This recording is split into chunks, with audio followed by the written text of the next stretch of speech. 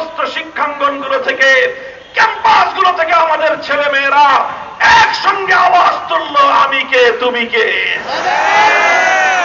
মূলত সেদিনই শেখ হাসিনার ভাগ্য নির্ধারিত হয়ে গিয়েছিল।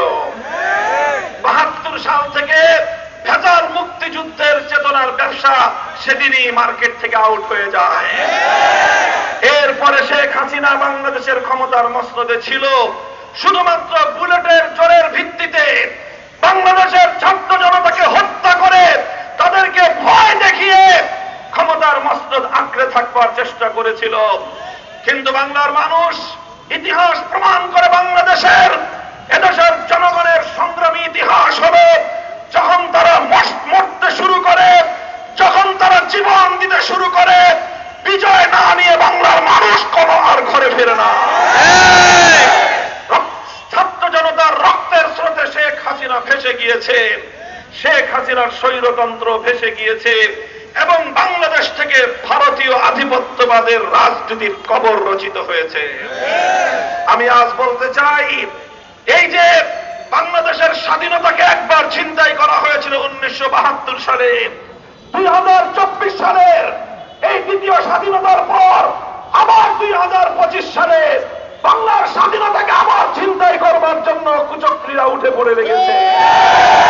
আমরা বলতে চাই, এবার আর ৭২-এর মতো ভেজাল চেতনার আড়ালে কালীন সরকারের কাছে জোরালো দাবি জানাই, শেখ হাসিনা এবং তার খুনি মন্ত্রিসভা এবং তার প্রশাসনের রাষ্ট্রযন্ত্রকে ব্যবহার করে সরকারের দেওয়া আমার ট্যাক্সের পয়সায়, জনগণের ট্যাক্সের পয়সায় হেলিকপ্টার, বন্দুক, পিস্তল, গুলি তাদেরকে দেওয়া হয়েছে দেশের স্বাধীনতাকে রক্ষা করার জন্য, দেশের ছাত্র জনতাকে খুন করার জন্য নয়।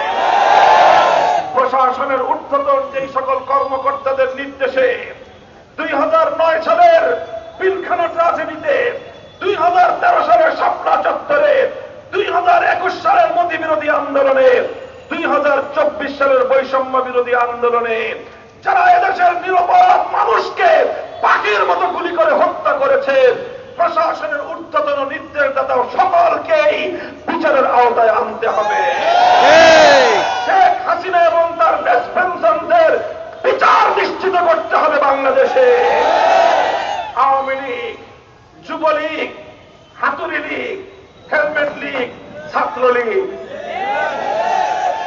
এই হাতুড়ি লীগ আর হেলমেট লীগে পরিণত হওয়া যুবলীগ আর ছাত্রলীগকে দিয়ে শেখ হাসিনা এদেশের ছাত্র জনতার